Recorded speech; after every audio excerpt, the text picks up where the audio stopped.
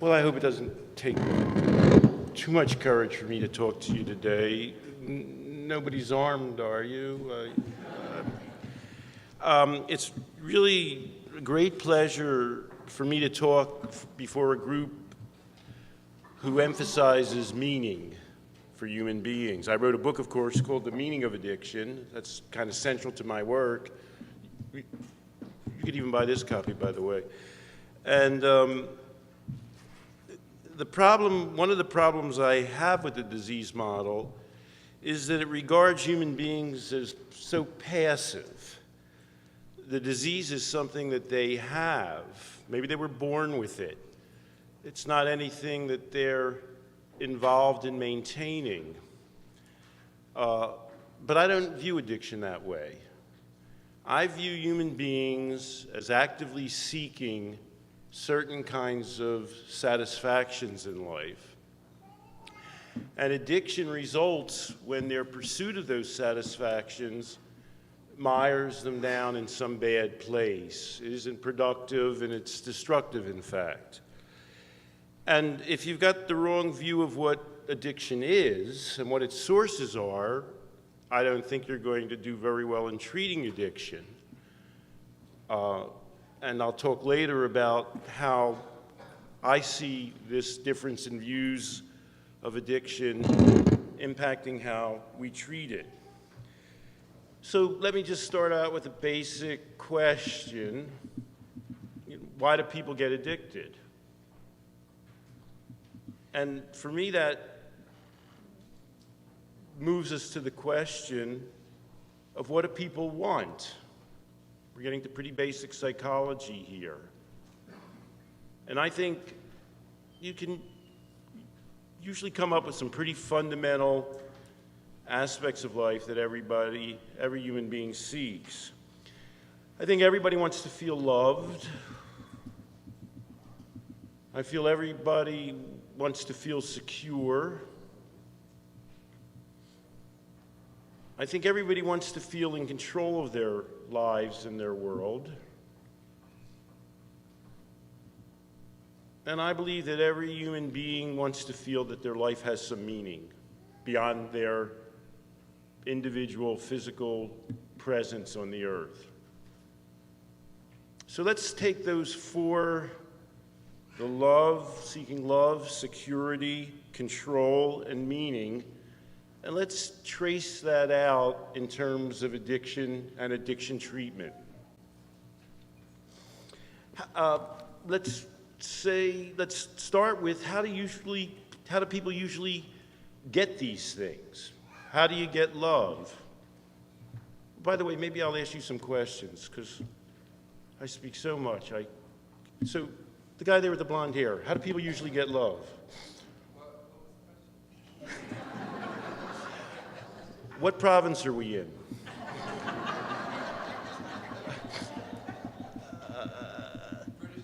I knew you were right on beam. Okay, how do people usually get love, do you think? Lady in front. Where do they get love? From what? Physical touch. From where? Physical touch. What'd she say? Physical touch. Well, you have to get somebody to touch first, you know what I mean? If you do it on the subway, you can get in trouble. You have to have an intimate relationship. I mean, in general, in my experience, people seek love by creating meaningful relationships. Don't forget to get a picture of me and Valiant. I need that for my archives. Where do they get a sense of security? I think the standard way is to have a well-ordered life where you can count on things being where you want them to be and count on things progressing in an ordinary way. How do you get a feeling of control? You get a feeling of control, I believe, by having sufficient skills to manage this world around us, to get some reasonably good percentage of what it is that you want, that you stand some fairly good chance of, if you seek something and you desire it, that you'll be able to get it. And how do people get a feeling that there's something in life that extends beyond their simply being here in their physical presence? People get a sense of being outside of themselves by developing some kind of feeling of transcendence, some way of hooking up to something beyond themselves. So I've identified what I think to be 4 fundamental, you could call them spiritual needs, and I've given what I think are the 4 standard ways that people achieve these. Where does addiction come in? Well, what addiction is so good about is that it gives a version of each of these things. If anybody's ever been addicted, maybe you know that. Addictions can create a sense of belonging and of being valued. For example, people eat or shop as a way to make themselves feel better about themselves. Or people drink as a part of being with, or shoot up heroin as a part of being in a group. It not only makes them feel they belong to that group, but often the action of the activity, like alcohol, provides them with a better sense that they're appealing to other people. It lessens their defenses so that they feel better regarded. If you ask a teenager why they drink, the answer sort of is to be loved. Addictions provide a sense of security. And they provide a sense of security because they create some predictability in your life. The predictability revolves around the rituals required to do what you do. Where addictions tend to take very secure patterns. There's a certain place you get your drug, or there's a certain place you go to do whatever addictive activity you do.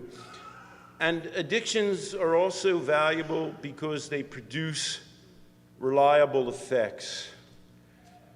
People take drugs, they count on drugs producing virtually the same in drinking because they produce the same effect time after time. It's something that people want, that they want to count on. And so that's the addictive version of security. If people are seeking a sense of control, and that ordinarily is achieved by having life skills, addictive activities and objects and substances are actually a way of coping with the world, particularly with your own emotions. We're all a ball of feelings and contradictory wishes and thoughts about ourselves. And drugs and alcohol and other addictive mechanisms are really so valuable because they allow people to mediate those feelings, to give them a sense that they're where they need to be, to create a feeling that they control their own inner states. And then lastly, how does addiction give you a sense of transcendence? Well, addictive activities, and people often describe this, are a way people have for getting outside of themselves. I mean, that's so obvious in the case, that's what drugs do. They give you a sense of being beyond yourself, of being separated from who you are. But all activities, when people gamble, they talk about when they're lost in that whirl of betting and uncertainty and anxiety, they're not in themselves, they're in some other place. And people really value that. It's a very strong motivation. So let's review. I've described what it is people want in life. I've described how people ordinarily get those things in life. I've discussed how addictions provide versions of all of those essential spiritual, emotional, and practical needs. But what makes them addictive? I mean, if they're a way to get these things, and I say people need these things, well, whose business is it? You know, that's one way to do it, and that's how they're doing it. Why do we call that addictive? I think the obvious answer is because it's an artificial way of getting these things. It's an external way of getting these things. It's not something that's a part of who you are in your naked humanity. It's something that you've gone out to get for that purpose. By the way, if that makes something addictive, does that call to mind something else that provides essential human feelings that's artificial? Addictive activities share that characteristic with what?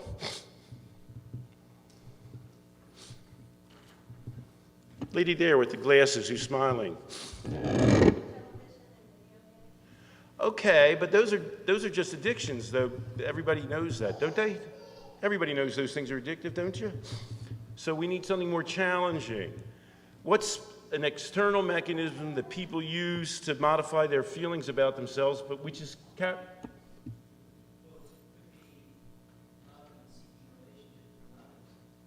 yeah, but that's an addiction. We already know that's an addiction. You're answering a different question. You're answering the question, name some primary ways that people go about getting these things which are addictive. But there's something I want you to think about that people don't normally describe as addictive, but it meets that artificial criteria. Religion. That's actually one of the things on my outline. What I was going to say was prescribed psychotropic medications. So people don't feel what they feel they need to feel about themselves, and there's a way that we do that in society, especially in the United States, and especially at a younger and younger age. People purchase medications that modify that feeling. But to modify their feelings about themselves, let me give you a second criteria for addiction, which presumably people that prescribe those medications don't feel that they meet. And that is that the artificial activity is destructive. What makes it an addiction is that by actually relying on this external way to fulfill these fundamental needs, you're in fact undercutting your life and your ability to succeed in getting these feelings and emotions without the addiction. So those two joint characteristics are the essential, I think, mechanisms that differentiate between addictive ways of fulfilling fundamental needs for meaning and spiritual fulfillment. And what did I say? That's the one that differentiates between addictive, did I say, or constructive ways? Whichever one I said already, it's the other. That's what differentiates between the two of them. So why would you say religion can be addictive? Make sure to use my criteria. Pardon? Oh, I see. I expect you to be listening. I seek meaning by feeling that people have heard me. So I realize it's an addiction, but... Did you say the two criteria again? Uh-huh. And what town are we in now? Lady Bear, what would you say would make you think religion might be addictive? You.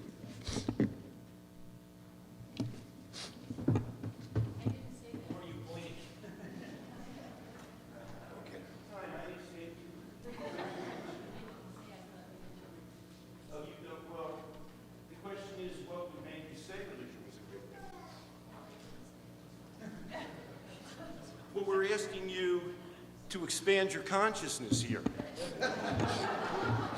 I've given some criteria for addiction. You see why I'm so provocative? I just follow through with my logic. When would a religion be addictive and when would it not be addictive? By those criteria. You're not going to answer me one way or the other? Okay. The lady behind you.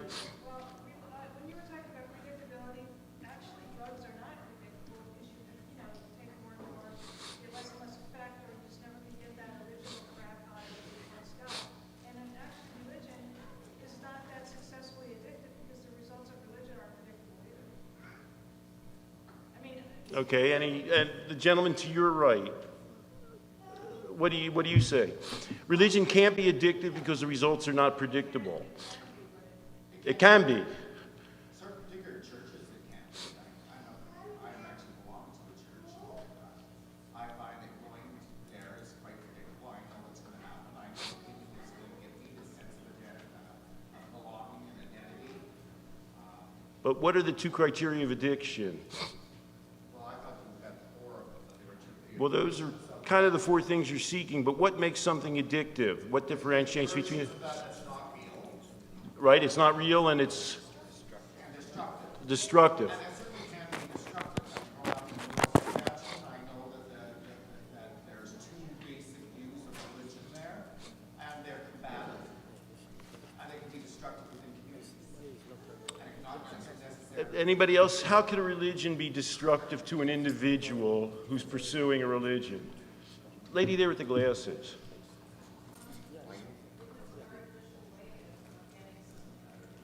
But that's the artificial. How would it be? How would you describe a destructive religious experience?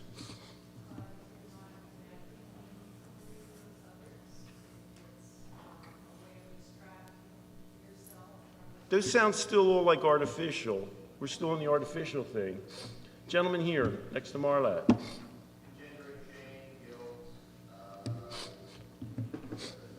Okay, what if religion creates negative feelings? Gentleman there? Drink purple Kool-Aid. Oh, that like a Guyana thing? Well, oh, okay. The question was, what's the name of the town we're in? Oh, what would make you say religions are addictive? I think an obvious way that you might say a religion would be addictive would be if it had a destructive impact on your life. If by belonging to the church you left your family. And there's some kooky religions that do that. They shut you off from the rest of the world. They made you completely reliant on the religion for functioning, so that you're less able to function as a result of the religion than previously. Right, that's a bad one, right. A lot of those guys are very religious, and they'll kill you, and themselves. So, can treatments for addiction be addictive? You look like you have an opinion on this. The lady here with the glasses and the hat, you've got so many things I could identify you by. When would you say an addiction treatment was addictive?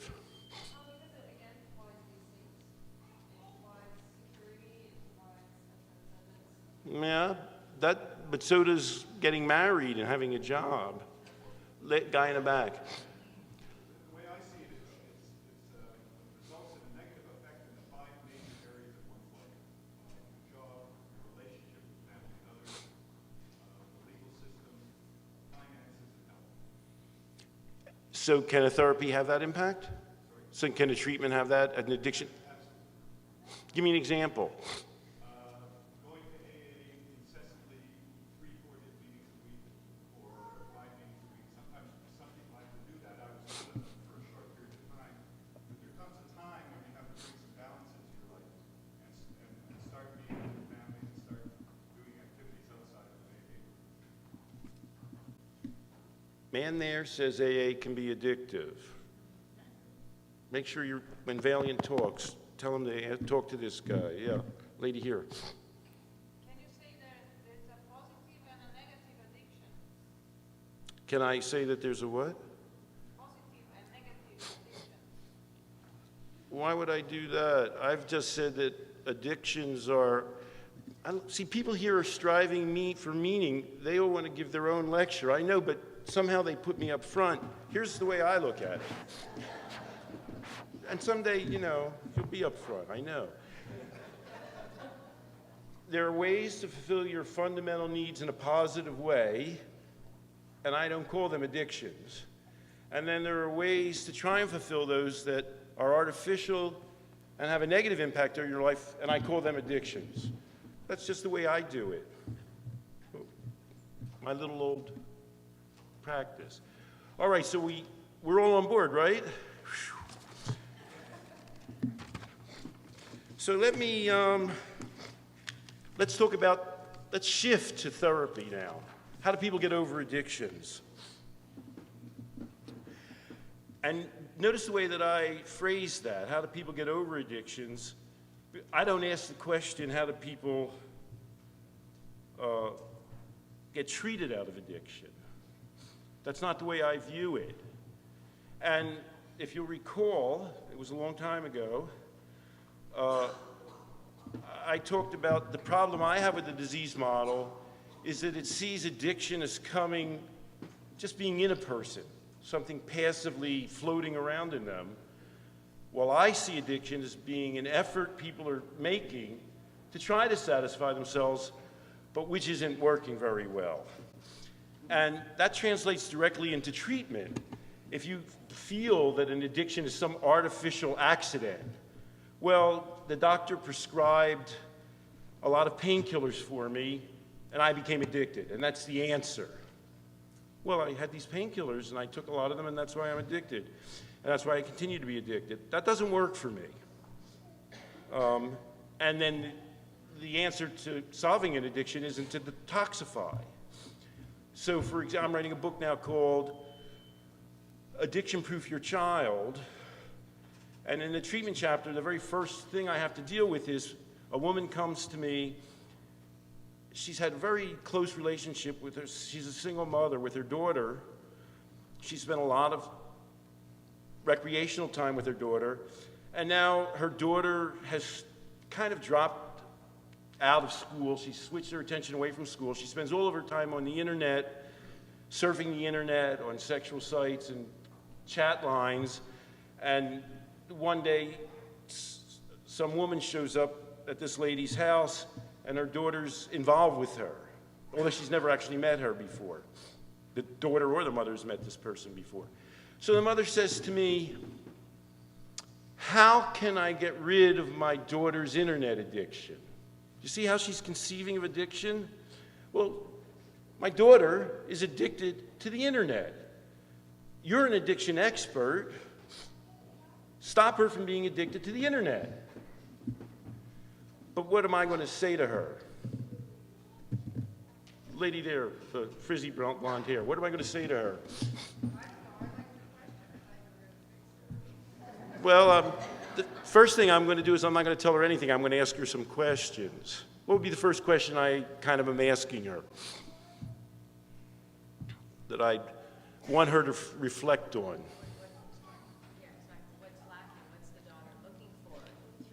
Okay, that's a good question. But I've got another therapeutic problem. I'm talking with a person who wants me to cure somebody else. And so I've got to deal with that original issue. Who am I working with? So my first question is going to be something like, is there anything in your relationship thus far that has led to this situation? And since you're the only person here talking to me, is there anything you can change to stop that connection, to make that less likely to happen? That's what I see my job as being as a therapist. But you see this mistake she's making, it's a common mistake. My daughter has the disease of addiction. Cure it. That's her conception of what we're doing. But my conception is, what's the nature of this girl's life and situation that has led her to seek these satisfactions in a way that's going to be destructive? And an obvious first step is somehow her mother's created a highly dependent individual who's not very good at actively going out and satisfying these needs in a constructive, active way. And she's still a kid. Is there something that the mother can do in interacting with her to assist her to become a more life-seeking, meaning-seeking entity on her own?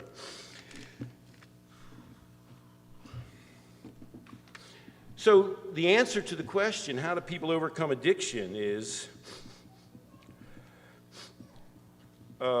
people find direct ways to achieve these essential emotional and spiritual needs. They do something that makes them feel more valuable. Like, what would that be? Just off the top of your head. What could a human being do? Lady back there. Hey, it's not hard. You want your daughter to do something positive that other people admire. And how do you get a sense of security? Well, you build some kind of a reasonable life structure that gives you the opportunity to anticipate that things will be okay, that you're having your fundamental needs satisfied, that you're not going to go down in flames. How do you enhance people's sense of control? How do people develop non-addictive ways of getting a sense of control to fight the addiction? Man back there with the beard, how would you do that? Engage with them and provide some kind of opportunities for them to do things that they were interested in and that they would eventually gain some mastery. Not bad, but I don't like the way you worded that. Engage with them to provide them with. Engage with them to provide them with isn't the way we're headed here. We're headed towards enabling or encouraging them to develop more successful ways of dealing with the world. But it can be, in this area in particular, people need coping skills. And that can have a somewhat didactic element to it, I agree. Where you're going to say, you know, how do you communicate with people? This girl one reason she's on the internet is because she doesn't feel adequate to meet people that she actually knows at school and talk with them, go out on dates and all that stuff. Those are sort of fundamental ways of relating to people. People don't feel they can cope with stress. They don't feel that they can deal with difficult situations. So when they feel they can do that, if they're able to develop better coping skills, you see my logic?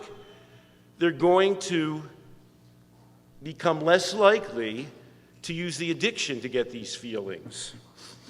And how do you get meaning beyond yourself?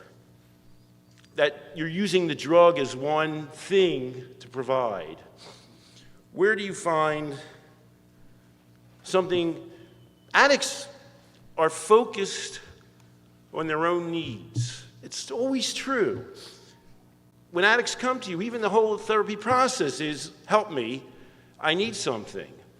So it's kind of a contradictory element you're dealing with. If you say that people overcome addictions by getting beyond themselves, and here they're feeding themselves, that's the addiction one way or another, to satisfy their needs, and they've come to you, perhaps. But remember, I don't believe that all recovery from addiction comes from, what's the toughest drug addiction to quit, by the way? Okay, we've got unanimity, tobacco and cigarettes. Has anybody in this room successfully quit a smoking addiction? Please raise your hand. Okay, look around. Raise your hand high. What percentage is that? Is this group? I don't know, 45% maybe? How many of you quit that addiction because of some kind of treatment or therapeutic group or anything like that you went to?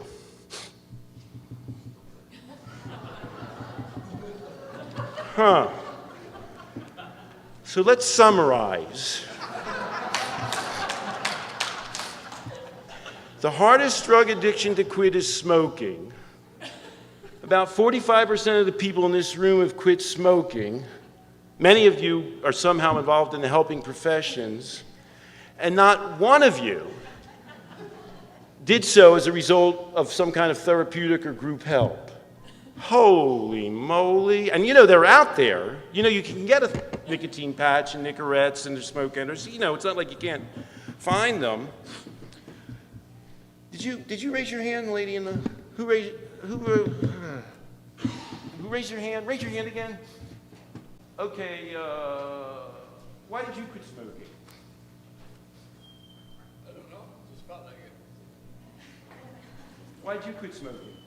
I can tell you exactly. It's because of a realization of the fact that I might not be alive to see my kids grow up, and I didn't want to pass it on to them. So that was it. So you had some kids somewhere in there, and you were reflecting on your kind of like obligations to them. Okay, that is a very common motivation for quitting addiction, smoking in particular. How does that relate to what I'm talking about? How does it relate to what I'm talking about? Well, I think, if you look at what smoking gave in terms of there's probably some, I don't know how it fit the love thing and so forth exactly, but I'll give you a hint. I'm talking about getting outside of yourself. Remember that? well, it was this idea of having a larger goal that rewards me that might lead you to satisfaction. And that goal was thinking about some other people besides yourself and what you needed. I mean, you would have kept smoking maybe if you were on your own, whatever it was doing for you, you were into. But you were thinking, here's these other people, they happen to be genetically related to me, and I want to do something for them, and this is bad for them. So let me just, people don't give up things. People don't give up things, If they've got something, they don't give it up. It's like kids, they don't give up that toy. And how do you get the toy from them? You give them a better toy. People don't give up whatever you're getting out of that addiction, for better or for worse. You've been doing it for a while. It's providing these fundamental satisfactions. You're not volunteering to give up those fundamental satisfactions unless you see your way beyond that to some higher goal.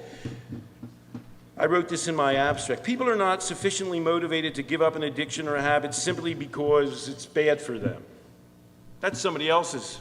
It's bad for you. Or because others want them to stop.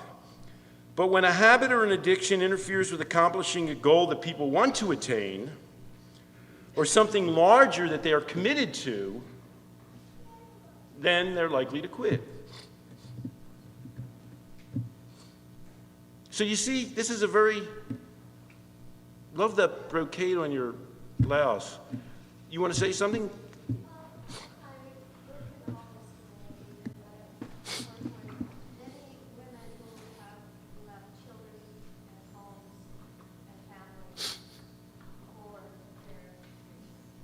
And how do you try and work with those people? What's your way of helping them? How do you work? How are you, before you came to this lecture, what do you do to try and get them home? My limited position is a path and providing a safe space for them and hopefully finding some transitional housing. And hopefully finding them some... Transitional housing, So you're dealing at a very fundamental level. What would you do as a therapist if you found somebody like that? There are very few women who end up, well, first of all, that's how the majority of people give up addictions. Probably the vast majority, well, you gave up smoking, the hardest addiction, and probably, I don't know what percentage of you would say it had something to do with family or kids. That would be in there. Some other things as well, health and larger goals. And there's some people that don't give up smoking. And that's why we need therapy, because not everybody does quit on their own, although everybody in this room did. Probably you know too much about therapy to think, I'm going to go and try and get over this by some group or therapist, for God's sake. you would try and leverage those things that are important to them as a motivation to have them overcome the addiction. It's, called variously motivational whatever, interviewing or enhancement. And what I would do with a person is to focus on what I suspect would be a strongly held value on their part, that they wish they were in contact with their children. And I try and help them to make a connection between what they're not doing and getting to that place, which they haven't made yet on their own. So, for example, if somebody comes to me and, they've quit one addiction because of their kids and they've got another addiction, I'll say, oh gosh, what made you quit that first addiction? And they'll tell me, and then I'll say, oh, how is that current addiction affecting those people that you gave up the first addiction for? It's just fundamentally drawing a connection between behavior and going for what it is they value. Some people need more help than others. Some people need some basis on which to operate before they can even try to do that. And sometimes just providing support and nurturance gives them the room to begin to do that work.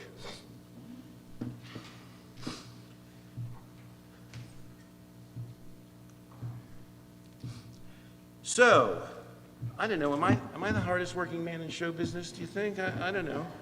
It's hard to ask questions.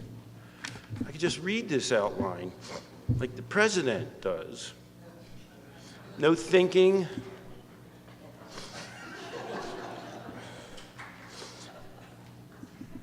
So meaning is getting beyond yourself, getting beyond oneself.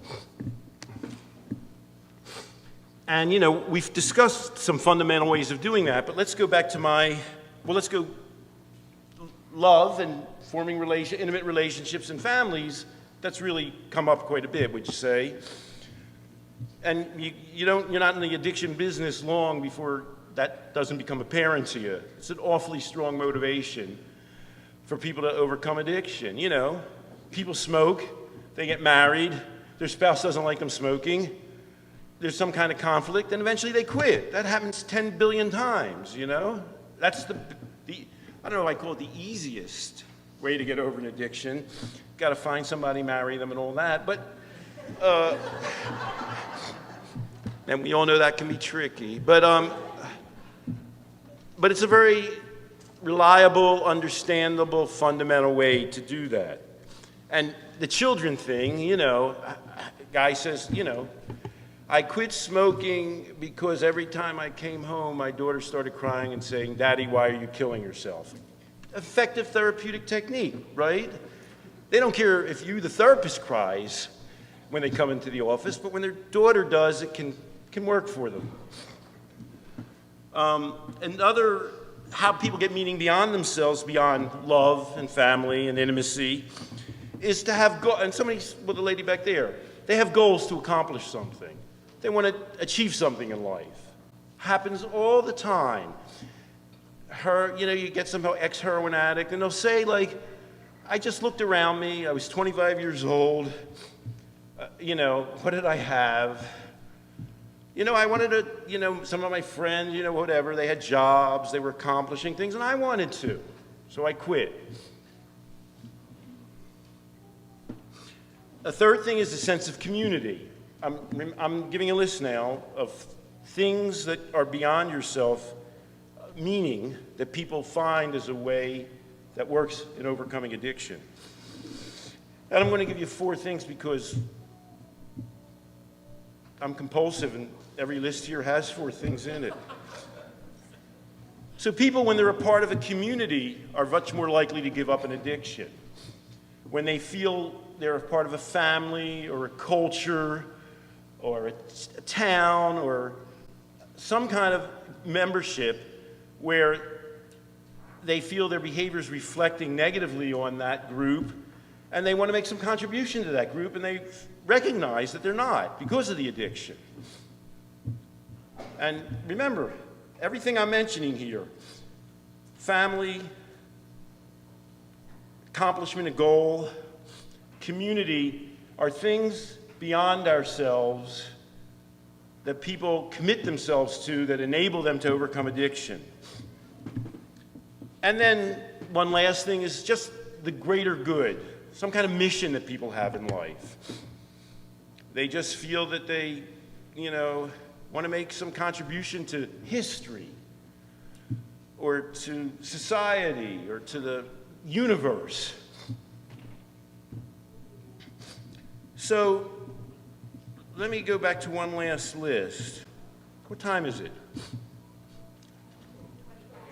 20 of? 20 after? What time is this ending? 9:30? Okay, we're doing pretty good. How do I differentiate between, just as I talked to you about how do you differentiate between a normal way of satisfying something and an addictive way of satisfying something? Remember that? How do we distinguish? Remember that was the artificial and destructive thing? And now I'm saying to you, we've talked about how people overcome addictions without going to therapy, and we've talked about how therapy can be addictive. So let me focus now on what differentiates between an addiction, on the one hand, and a mission, some real commitment to something beyond yourself. Or the difference between an addictive way of getting beyond yourself and a genuine transcendence. And we said it's a tricky issue because we said religion, man back there, said AA can be an addiction. And there are things that people go to because they're seeking some kind of transcendence of themselves and their problems. So we need a little bit of work, some criteria to distinguish between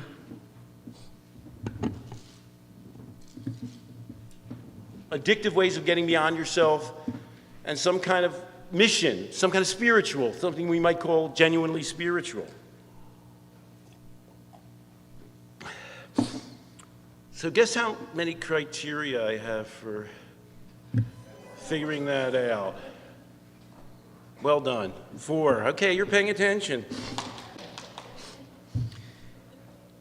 The thing is a mission or a spiritual transcendence when it deepens your connection with the things and people in your lives and the world around you. It makes you better able to connect to those things that you've sort of already got there, but you could do a little bit better, as we all can, in cementing that kind of a connection. Man's going to feel better dealing with his children, knowing he's not smoking, he doesn't feel embarrassed in front of them, he can take them on car rides. This is a mission because it makes you better able to do the things you're already doing. 2, it results in real accomplishment, something perceptible. Now, I know that's kind of a funny transition I'm making. I'm saying the way you evaluate that something is genuinely spiritual is that it produces concrete accomplishments. But if you don't have that criterion, then you're left open to these strange phenomena like somebody who goes to psychoanalysis for 5 days a week and you say to them, I've been doing that 10 or 12 years now. And they say, well, it's going great, they say. I'm so much more aware of how my parents really fucked me up and all. And you're thinking, they're even a bigger pain in the ass than they used to be. There has to be some kind of concrete markers that this thing is enhancing their ability to accomplish things in the world. The third thing, and it's different than each of these things, it expands your world. It expands your world. So, what would be an example of a religion that wasn't a spiritual transcendence but an addictive one by this criterion? Lady there, black sweater. What would be a sign that, that's you, that a religion wasn't expanding your world?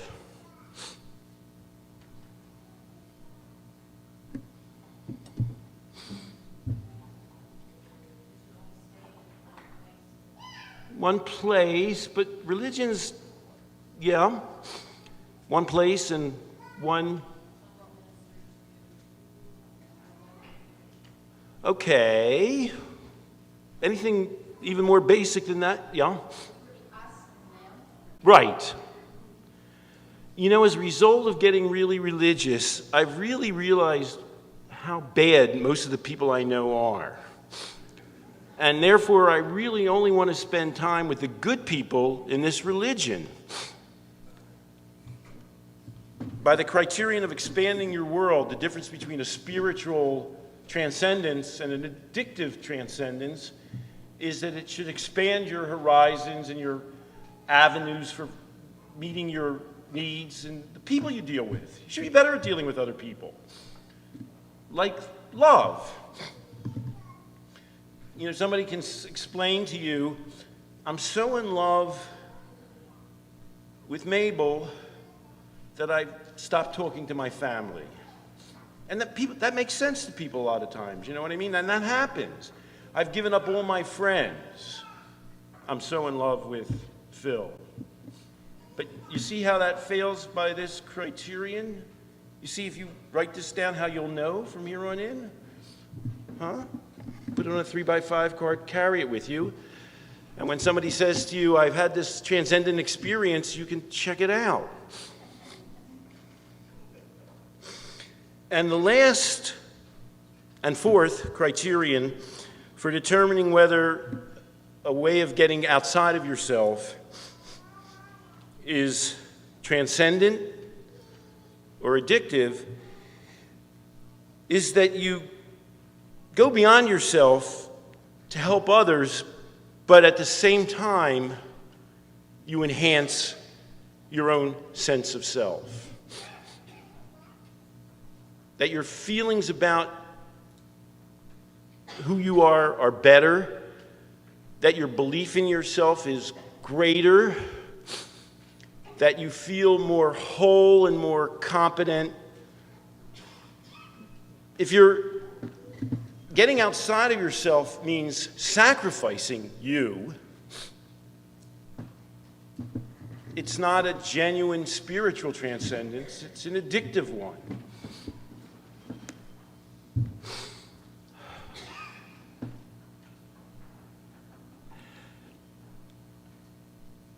The lady in the red.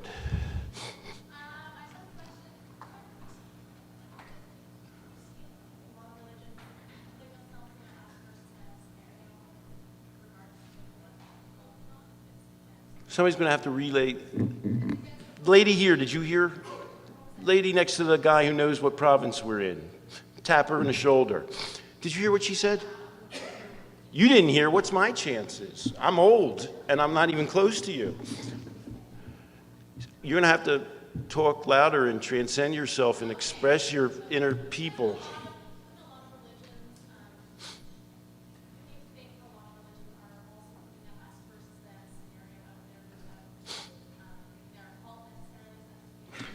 We've got a criterion for that. In fact, this lady here said us, them. It's got to expand your world. If it's really a spiritual transcendence, it's going to make you, and I'm no expert, wasn't Jesus' thing to go out and reach out to others? So obviously, when people interpret that same religion to mean rejecting others, that's not a transcendence, right? You on the same page?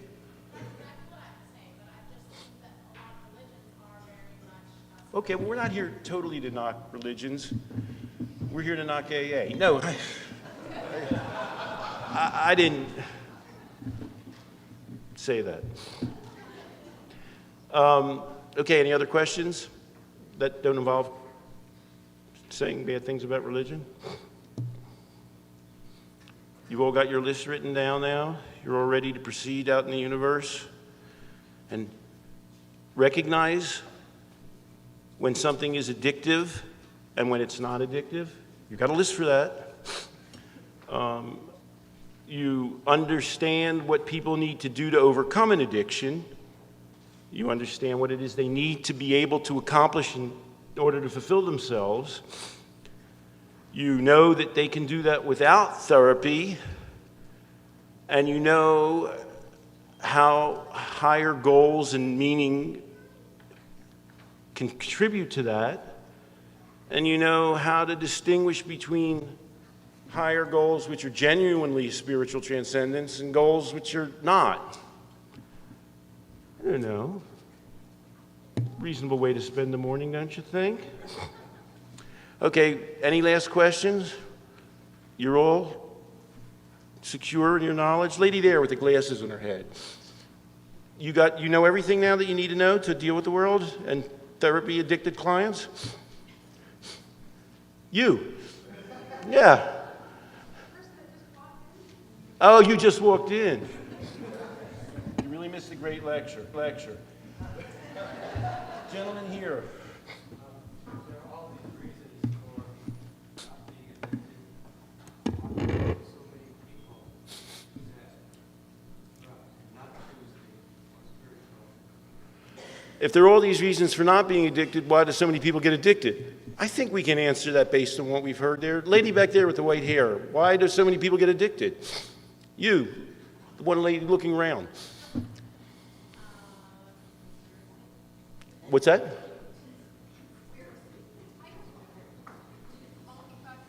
See, I don't want this relationship we have to be addictive. I want you to leave here with greater ability to deal with the world.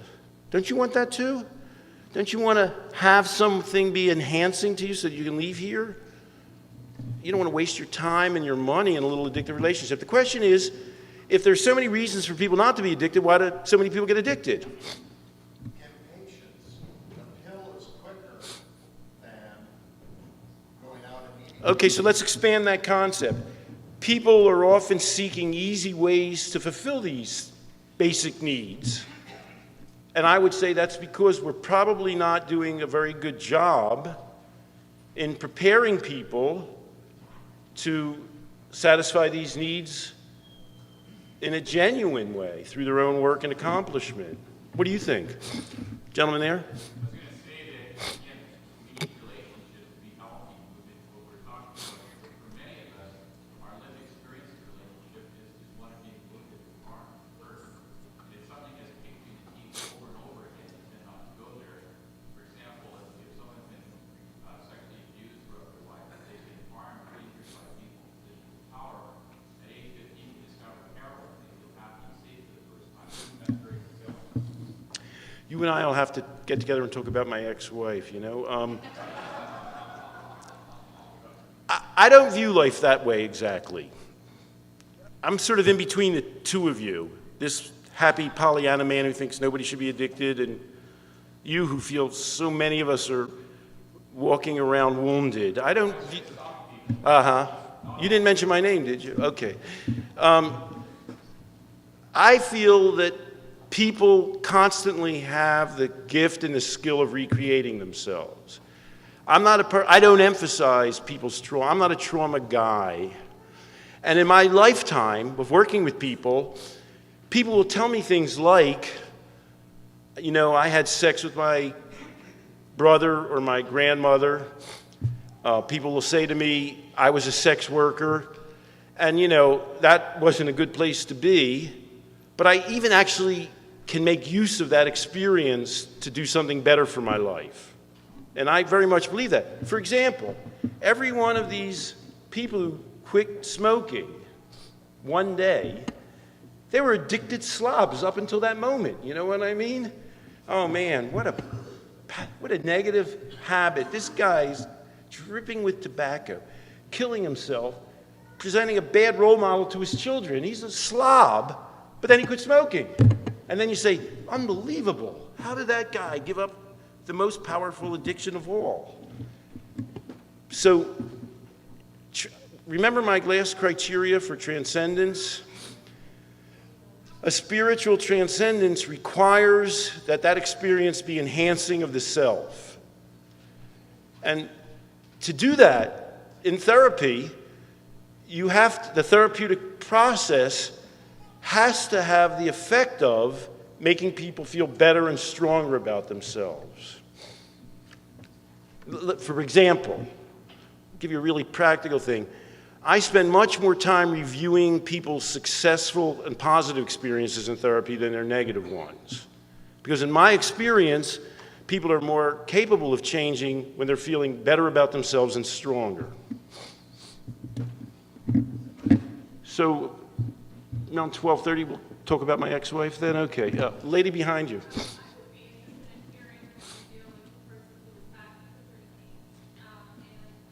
How the person who is...